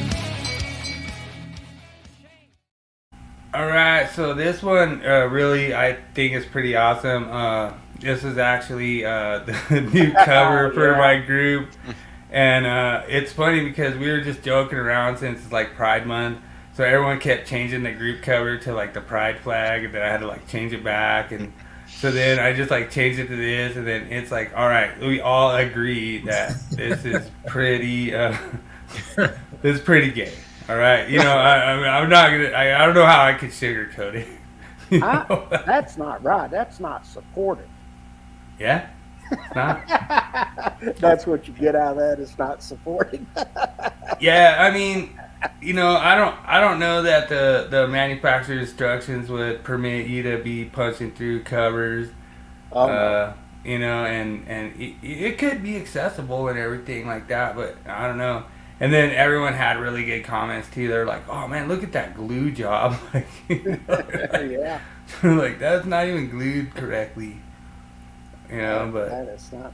You know, it was interesting. I saw this thing they were doing, and the guy it was a 1/2 inch pipe, and he took the the coupling, and he heated it up, got it real hot, and then he took the plastic conduit, put it in there, and just shoved it in to the threaded end, and then he poured water on it, and then he unscrewed it, cleaned off the outside of it, and actually threaded it in there. Okay. I was like, that actually works pretty good. But I was thinking, as a manufacturer actually allow you to do that to not do it. But I saw him do it. I was like, and it looked clean as could be. But I'd never seen them do that before. There was just a video that was on YouTube or something, or TikTok or something. I saw it. I was like, that actually worked pretty good. Dude, I'll tell you what, Daniel, if Willie Jackerson comes up to you on the job site, tells you, let's do this, don't listen to him, dude. It's not the real Willie Jackerson, dude. Willie Jackerson would make sure that's legal, you know, he'd make sure, you know. Do it, or we'll find somebody who will. Oh, dude, that is like fighting words at some places. I laugh at some because they got all these DIY videos and they're showing you do things like that, and I'm like, I don't think you can do that. Just watching, they do all kinds of crazy stuff on there. Like the crazy part, and just a big shout out to Adam, or you're like, all of us are kind of from the construction world. You don't really know kind of what we're dealing with. I'm working at like an industrial plant, you know, and we have to get up like 30 foot in the air to like run pipe, you know, and so I'm sitting there like, okay, well, I need a lift, you know, and they're like, oh, well, just use like other people's lifts, you know, and I was like, okay, like, and so you're kind of like, just like, hey, brother, can I use your lift to go do some stuff? Yeah, you know, they don't care. And actually, I saved the sprinkler guys like a lot of time because their lift was like getting stuck on the other side. They were getting ready to get done with like production line. So I was able to like move one of like the production line pieces and get their lift out, move it into the other side, and then put the production line back and everything. So I saved them, and they were all cool. They're like, yeah, use as much as you want. But it was too big to get in where we needed to get in. So I told my boss, like, yeah, can you order a smaller one so we can get up to all these places, you know? He's like, oh, okay, yeah, okay, you know.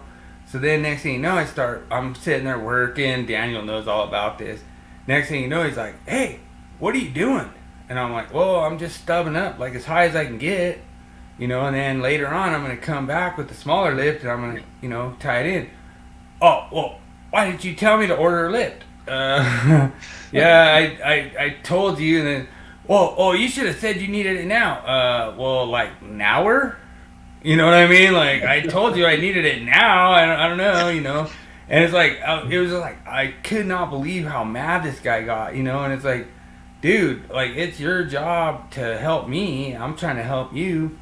And he's like, oh, I need this done in like 22 days or whatever, you know. And it's just like, when you're in industrial, like, 30 days is like, that's where you start at, you know, like, oh, you need this done? Oh yeah, 30 days. And then they're like, all right, well, I need to go 22. And then you're like, all right, well, we could probably shave some days off if you like order this lift and do this and do that and do this and give me this right pipe. And, you know, next thing you know, I had like all this aluminum bent, and Daniel knows about this because he's worked at that plant.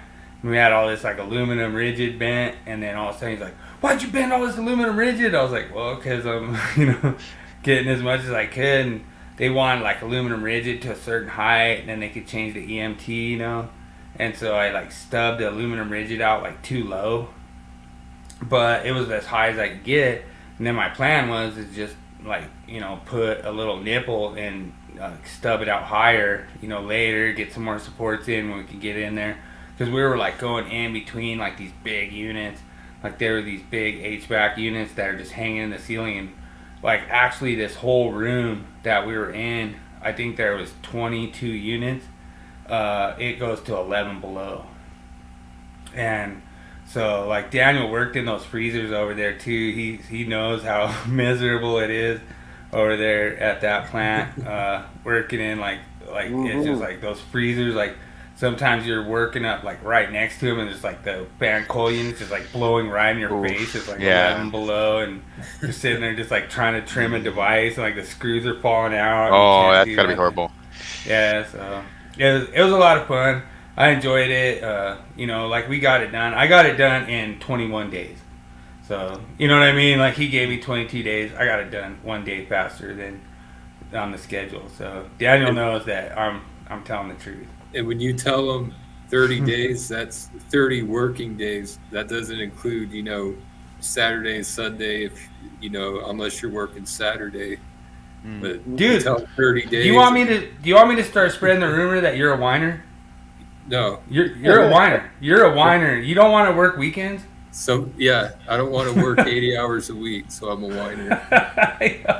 They've called it that. They've called it that before. Show up to the job and it's fucked up. So, you don't want to fix that shit? Oh, quit whining. Like, I messed up. some of the stuff that Daniel's been through, like I give you props, Daniel. Like Daniel's the best at staying under the radar. Like he is like, dude, I'll never forget this. Like, so we're trying to hang out in the freaking heated buildings, like in gas and oil, because it's just cold out there, And James actually became an inspector because of this. Like, he did not want to be out in the cold, so he's like, no, I'll just go inspect, you know what I mean? He's like, no, I ain't going to do that. And he's like, here in Texas, it's cold. I can tell you, I was working at the GM plant, and they were building a thing where they bring the cars in, paint them, they dip them, and did all that stuff. And they had a basement area there. And I'm going to tell you what, that floor was so freaking cold. And I mean, I'd never been that cold. And it's like right after that, I said, screw this crap. I'm going to find it. It's too cold for me. I can handle heat, but cold weather. And that's when it ended it for me. But before that, I'd been working. My brother and I traveled to Chicago. We were working at Glen Ellen. And then I ended up working this company out in Waukegan. And that wind was coming off Lake Michigan, and it was like January.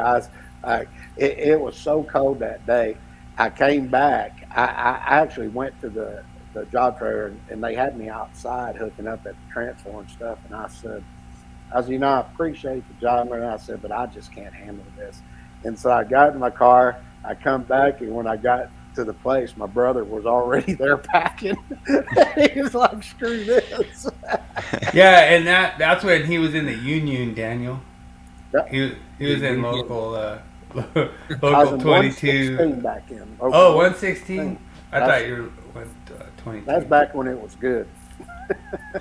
He was in the union, and then he went and worked at the nuclear plant, and he was working non-union at the nuclear plant, and they all came up like holding their signs and blowing up their little rats and everything. The little scabby rat. Yeah, that little scabby rat, they're blowing up at the place. That was actually a good job because we were working 7/12s out there, man, and it was double on Sunday and all the overtime, time and a half, and we worked out there for 6 months, and then I took 8 months off after that because we made so much money, and we went to Vegas and gambled and played golf, and then come back to Scottsdale, played golf, then we went to Tulsa, not Tulsa, but they're in Arizona, not Tulsa, the other one. Tucson.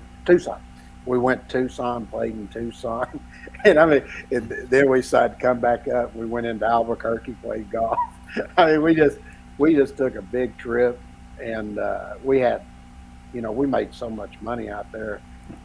Our cars, or my truck was paid off and everything. We took probably about, it was almost 3 weeks we were gone, and all we did was play golf, go out partying, go gambling.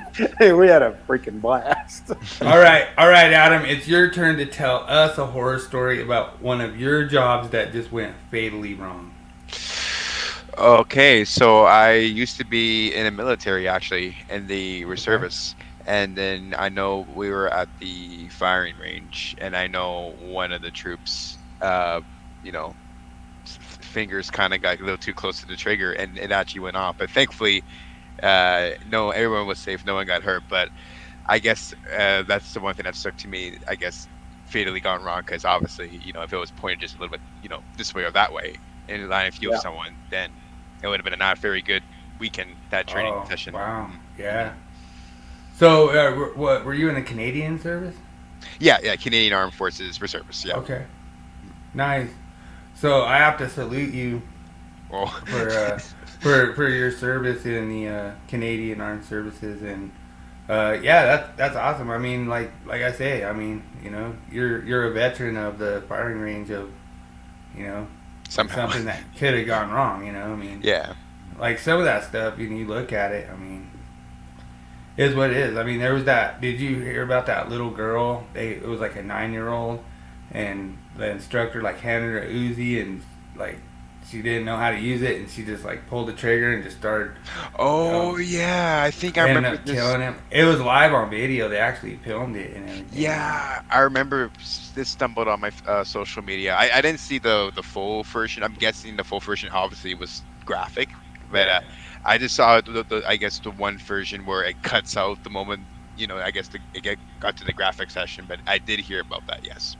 Yeah, and that was not So that's what's so funny. I actually did a podcast about, because there's certain presidents in America that think that that's a high caliber weapon, and it's not. A 9mm is not a high caliber weapon. Mm-hmm. He's saying that it blows your lung outside your body, and you know what I mean. It's just okay, a lot of these politicians, they're trying to push stuff towards the American people, towards whatever, I'm sure Trudeau's doing the same stuff up there, but it's just, trying to say, oh, well, da-da-da-da-da, you need to do this, we don't have these high-capacity magazines, we don't have these high-power clips, and the whole thing is, in all actuality, it's a 9mm is not a large caliber weapon, so that kind of stuff, you being in the military, you would know that a 9mm is relatively small caliber.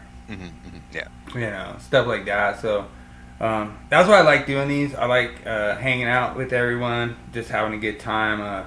Especially giving King James a little crap. He's such a good sport. King James is such a good sport. Dude, they literally came to me last week and they were like, dude, you are really rough on King James. You're talking about him ripping you off for code changes and all this stuff, and I was like, yeah, he still owes me 20 or something. He'll get back to me on it, he'll get them to me when he can, whatever, when he has those code changes, he'll slide them over, I'm not trying to be harsh on you, bro, you know what I mean? I was like, fire away. This is thick skin over here, brother. You're gonna have to dig very deep to get under my skin. Dude, Daniel knows we just constantly get ripped on, constantly. I showed Daniel screenshots. He's like, "What? Those guys said that to you?" And I was like, "Yeah, I loved it." I was like, "That was hilarious. We had the best comeback." We just said, "Well, King James knows more than you." Whatever. They're the ones that made up the King James. And ever since I was 14 years old, my grandfather, being a contractor, I go out there and work with those guys, work in the shop. And they ripped on me left and right, and call me all kinds of stuff. And as you're going from 14 to 18, you're going through, working half a day from 16 to 18, from school and all. My dad was the chief electrical inspector. They talk so much crap to me. And then, I go through apprenticeship, same stuff. Trust me, I've been getting that crap for 14 years. It ain't going to affect me one bit. Mm-hmm. I've been through the spin cycle. It ain't going to bother me one bit. Yeah, and Daniel knows too that, and I don't know if Adam knows this either, but I'll purposely put out my actual installations, my electrical installations, and be like, hey, what do you think about this? And it could be something totally fine, nothing's even wrong with it, and everyone's just like, oh, that's off by 2 degrees level, and they just have all these find things. Something always yeah, they're just oh man. If you don't respond to them, why didn't you do this? And they'll keep asking that question, and they get mad. They get really mad. If you don't That's like- respond, I got Jeremy right now. I was going to post stuff, but I got very swamped on some stuff I'm trying to get done. And boy, he's just mad. I hadn't responded to him, and it kept popping up. I responded to him, and I said, I'll get back to you when I got time. I said, I got some other pressing issues now to take care of. I said, don't worry.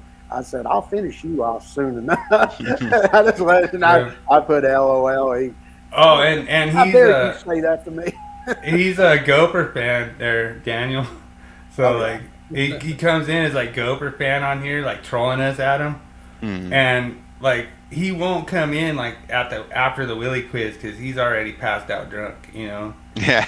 Like he's just wasted. Like and sometimes like at the beginning of our show he'll come in and he'll start like talking like crap, and then next thing you know he just disappears like halfway through the show, you know. And you're like, oh, okay, cool, you just passed out, whatever. But he'll sit there and say all this like weird stuff, you know, and then you're like, okay. And then you sit there and tell him like next day, like, hey, you said this and this and this. He's like, no, I didn't. Oh, wow. You know, and you're like, okay, you know what I mean? Like, and then he's like, show me a screenshot, you know. So like, that's another reason why he won't come on YouTube on the live, because then he's like, oh, they'll have a screenshot of me saying it, you know. So then he doesn't comment it. Yeah. You know? That's the beauty of live streaming. Yeah, no mistakes. You say something, it's there forever, you know. Yeah. He actually made the comment and said that all Texas electricians were nothing but glorified ditch diggers. True. And then tried to deny it. And then I posted that shorter thing, and he goes, I was drunk, blah, blah, blah, blah. I was like, yeah, dude, it doesn't matter if you were or not. Just, you know, they always say you tell the truth when you're drunk. That's what he thinks of Texas boy, and they were hammering on him.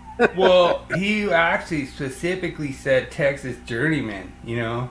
Yeah. And so that's not King James, because King James is a master in Texas, that's right. You know. And the whole thing is that he didn't realize that he was trying to call out King James, and then next thing you know, he realized that he screwed up because he didn't say.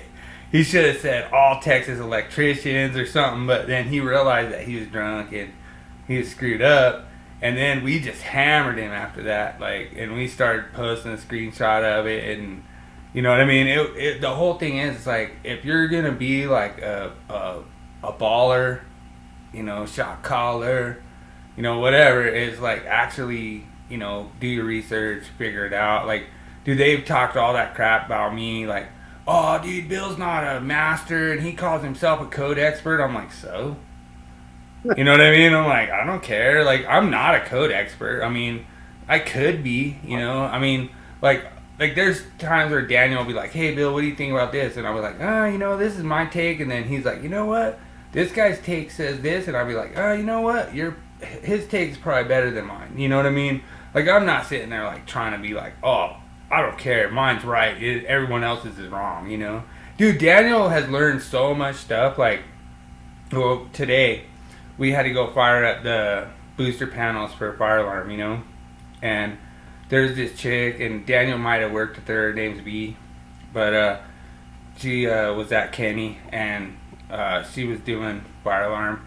And she never learned nothing about fire alarm in the whole year she worked there. And I was like, hey, we're firing up these booster panels. I was like, let's come check it out. I was like, here's what happens. Here's what you do. Here's how you dummy them out. Here's how you do this. This is going to be your circuits. This is how they fire up. This is your visual. This is your audio. You know, just walked her through it, you know. And the whole thing was, like, nobody ever does that. Just like Daniel said, nobody ever does that at these companies, you know. Just walk people through it and just say, hey, this is how you do this. This is how it is. Because once you've seen it, you know, and you're like, what? I could flash a circuit 1 just by putting these dip switches up? You know? You know, like, yeah. And then what happens, Adam, when you're flashing these DC circuits, if you have an open and it's not seeing the end of line resistor, it'll flash all the devices up to that section, you know? And so then you have, like, everything will flash. Then you're like, okay, from this device to that device is my open. And then you go troubleshoot that, you know, and stuff like that. And, like, that's the thing about me and King James, just teaching people, like, taking that time to teach people. Daniel's seen that before, It's like taking that time to just, you can't just, knowledge is power. You can't just show up to these jobs and constantly be like, oh, we got to get it done. I don't care what you guys do, just get it done. And then you take time to try and teach while you're working, and people above you get upset, because you're taking too long. Well, I'm not going to do like they did to me and just hurry up. We got to get it done. I'm going to teach apprentices how to do things and how to do it right. 100%. And if you guys want to get upset about it, maybe I'm in the wrong place, 100%. Yeah. I agree. Well, I know Adam's got to kind of bounce out. I know you got to get your stream set up, sir. Really appreciate you joining. Thank you so much. You're a freaking amazing individual. Thanks. And hook 'em horns over to the Stallcup education channel. And thank you so much for coming and joining us. And like I said, I'm gonna have to go hit the instant replay and actually go see who won. Like I say, it's a tight one. I actually might have to give it to Dallas Mod Girl for getting the. She did get the final one right, the clutch one. For getting the haymaker, like she just hit the haymaker right over there. Like that we could have Dallas Mod Girl as like a Texas connection, but we'll see. We'll see we'll see where she's at. I know she was Stars. I know she was rooting for the Stars, but then I know she was a Leafs fan from birth or something. But then I think she's living up in Ontario, maybe right now. That's correct. That's correct. She's in Ontario. Okay, Tampa. But no, it's really awesome. I really appreciate everyone joining it, and thanks so much, Daniel, for showing up. Thanks so much, Adam. And I know you got to go get Pop some food tonight. So yeah, he was already over going. All right. Yep. All right. Well, 10-4, thanks so much, everyone, for showing up. And remember, make every day an easy day. See y'all next Thursday, everyone. Thanks, guys.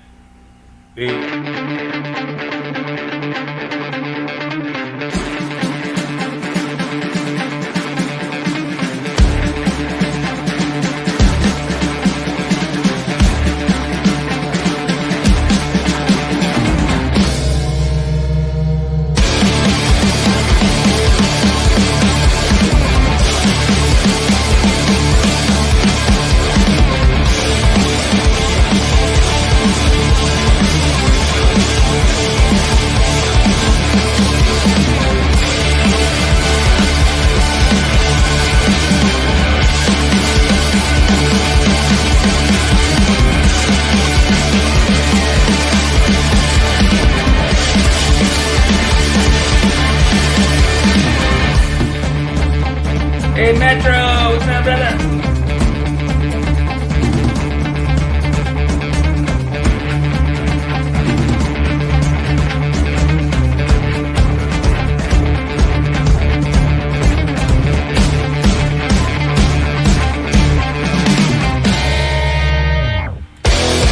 Thanks for joining tonight, Cameron. Thanks for joining tonight, Dallas Mod Girl. Thanks for joining tonight, KB. Thanks for joining tonight, Metro SOS. Thanks for joining tonight, Riding Rhino. Thanks for joining Daniel J. Thanks for joining Team SOS. Thanks for joining tonight, Andrew. Thanks for joining tonight, David Engelhardt.